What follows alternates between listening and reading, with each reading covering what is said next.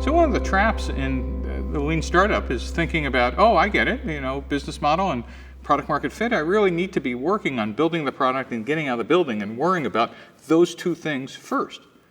And the answer is yes, sort of. Of course you need to be thinking about product market fit, because if you don't have that, you don't have much of anything else in the business model. But the trap is to think that this is the only thing you need to learn, and that you could outsource. Oh, if it's manufacturing, we'll send someone to China to go learn about it. Or if it's channel sales, we'll have somebody else go out and try to sell Target or Walmart or whatever, and they could report back to us.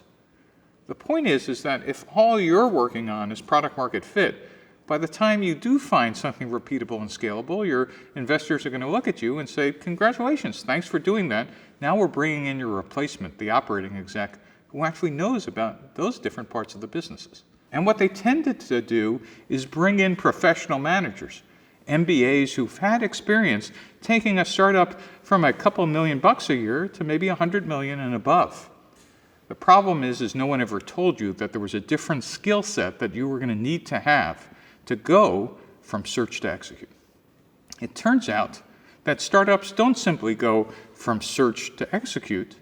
There's a secret step in the middle that VCs never bother to tell early stage entrepreneurs or investors never do, because it would just scare them off. It turns out that going from search to execute requires a step called build. And so the question is, how do I become a founder who gets to stay at least through the build phase? And that requires you to back up a bit and say, okay, I think I understand about searching for the business model, but what are the pieces of actually building the company into something that could scale, that is going from 8 to 16 to 45 to 150 people? I mean, it would be great if you could be the CEO from, that number and all the way to maybe 800. What do you need to know? And those are skills about sales, those are skills about marketing, skills about finance, skills about manufacturing if you're a hardware company. You need to get out a little more than just product market fit. And if you're interested in doing that, it ought to be a conscious choice that while you're working on the core parts of the company, you're actually up and looking around and getting advisors and consultants who can actually teach you how to learn rather than just do it for you.